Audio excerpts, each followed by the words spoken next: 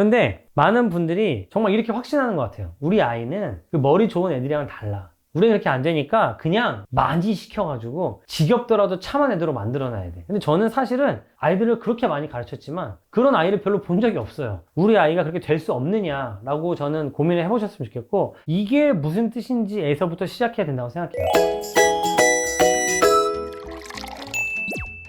생각노트 채널에서 제일 조회수 높은 영상이 아직도 제가 첫날 찍었던 그 곱하기 영상이더라고요. 그런데 저는 어떤 생각이 좀 드냐면, 많은 분들이 사칙연산에 대해서 아이들을 어떻게 알려주면 좋을지에 대해서 고민이 많으시구나. 제가 말하는 방향에 대해서 기본적으로 공감하시지만 어떻게 구체적으로 알려줄 수 있을까를 정말 고민을 많이 하시는 것 같아요. 근데 제가 다른 영상에서 말씀드렸는데, 이제 곱하기를 처음 배우는 아이들한테 어떻게 하면 근본적인 영역에서부터 문제를 풀기 시작하게 만들어줄 수 있느냐, 또 어떻게 우리 아이가 수를 가지고 놀 수 있게 만들 수 있느냐에 대해서 한번 얘기를 한번 해보려고 합니다. 여러분, 저는 뭐든지 마찬가지인데 이게 무슨 뜻인지에서부터 시작해야 된다고 생각해요. 제가 아이들한테 학원에서 가르칠 때도 항상 강조하는 게, 얘들아, 수학은 아이가 어떻게 하는 거더라? 이거 어떻게 하라고 그랬지? 라고 하는 건 수학이 아니다. 그건 수학이 아니야. 수학은 뭐냐면, 이게 무슨 뜻이지? 라는 질문에서부터 시작해야 이게 정말 수학이다 라고 저는 아이들한테 늘 가르치거든요. 그런데 예를 들어 볼게요. 17 곱하기 12를 제가 아이들한테 해봐라고 하면 아이들이 일단 이렇게 쓰는 아이들이 많아요. 우리 학원에 처음 오는 아이들이 이렇게 쓰거든요. 그럼 제가 일단 세로셈을 쓰지 말고 한번 해보려고 하면 아이들이 뭐라고 그러냐면, 그럼 어떻게 해요? 라고 얘기를 한다는 거죠. 근데 여러분, 세로셈 쓰지 말라고 하면 어떻게 할 줄 모르는 애들이 있잖아. 이미 배웠는데. 그런 아이들한테 물어봐야 되는 게 뭐냐면, 이게 무슨 뜻이야? 라는 거라고 저는 생각합니다. 이게 무슨 뜻이에요, 여러분?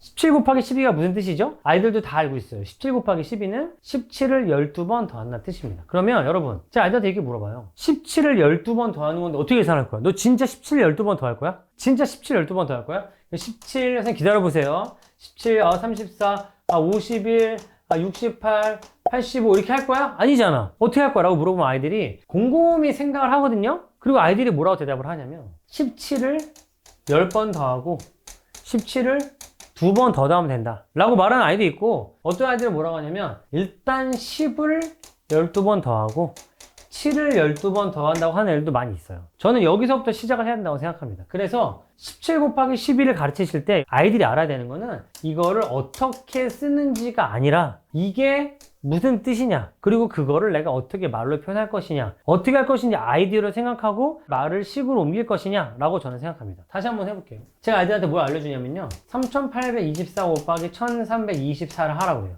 이걸 계산할 수는 없죠. 하지만 제가 아이들한테 3824 곱하기 1324가 무슨 뜻인지는 물어봐요. 3824를 1324번 더하는 거예요. 그럼 제가 애들한테 물어보거든요. 너 진짜 3824, 1324번 더 할 거야? 아니면 어떻게 할 거야? 라고 물어보면 아이들이 뭐라고 대답을 하냐면, 놀랍게도 3824를 1000번 더한 거랑 3824를 300번 더한 거랑 3824를 20번 더한 거랑 3824를 4번 더한 거를 더한다고 얘기합니다. 그러면 3824를 1000번 더하는 건 쉽잖아요. 3824를 1000을 더하면 거기다 03개를 붙이면 되니까. 자, 3824 곱하기 1000. 3824를 3번 더하는 거는 3000을 3번 더해요. 800도 3번 더하고 20도 3번 더하고 4도 3번 더합니다. 거기다가 100을 곱해주면 돼요.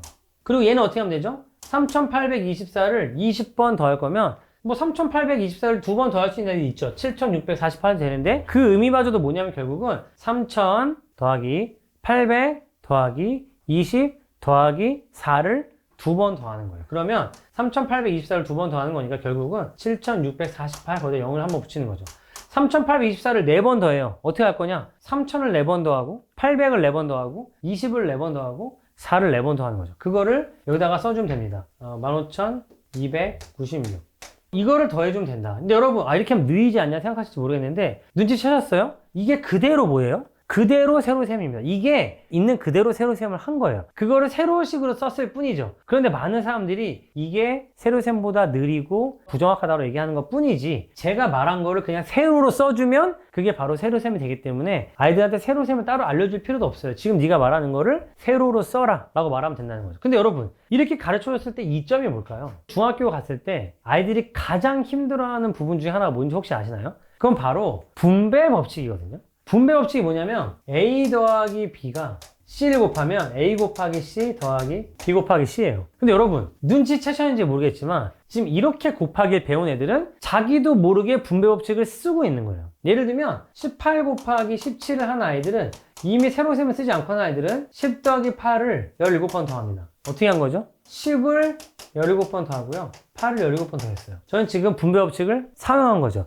이런 감각을 가지고 수를 다루고 있는 아이들하고 그냥 세로셈으로 하다가 갑자기 A 더하기 B 곱하기 C는 AB 더하기 BC다라고 하는 아이들은 감각 자체가 다를 수밖에 없지 않겠습니까? 저는 이런 것들을 아이들한테 길러주지 않으면 중학교 때 나오는 수학은 다시 또 새로운 수학이고 고등학교 때 나오는 수학은 또 새로운 수학이다 라고 느껴질 수밖에 없다. 저는 이렇게 생각합니다. 제가 예전에 우리 아들 나왔을 때 찍은 영상이 있어요. 우리 아들이 초등학교 2학년 때 나와서 찍은 영상인데요. 저는 우리 아이한테 선행을 시킨 적이 없거든요. 제가 로그의 정의만 알려주고 로그 1000 더하기 로그 100이 로그 1000000이라는 거를 아이가 혼자 생각해내는 모습을 제가 영상을 찍어둔 게 있어요. 한번 찾아보시면 좋을 것 같아요. 기본부터 시작한다는 거, 이 원리에 의거해서 문제를 푼다는 게 나중에 어떤 결과를 초래하는지 알았으면 좋겠습니다. 많은 분들이 느리다고 생각하거든요. 정말로 이렇게 배운 애들이 느릴까요? 저는 그렇게 생각하지 않습니다. 이렇게 배운 아이들이 훨씬 더 유연하고 빠르고 창의적인 방법으로 불필요한 그 단계들을 생략할 수 있게 되는 거죠. 그래서 저는 여러분들이 어떻게 곱하기를 알려주면 좋을지 모르겠다 하시는 분들은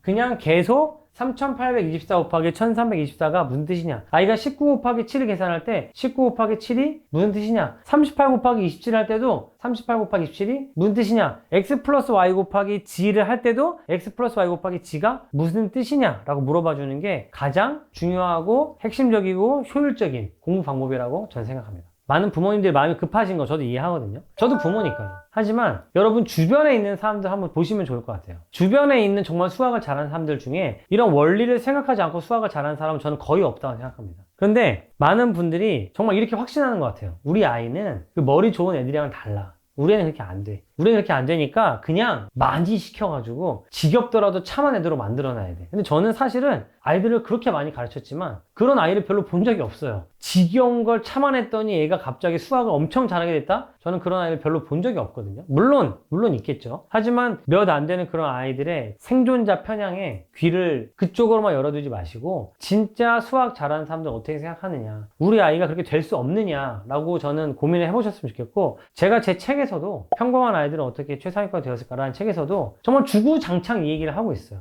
한번 읽어보시고 그렇게 공부한 아이들에게 어떤 변화가 있는지 한번 같이 고민해 보셨으면 좋겠습니다.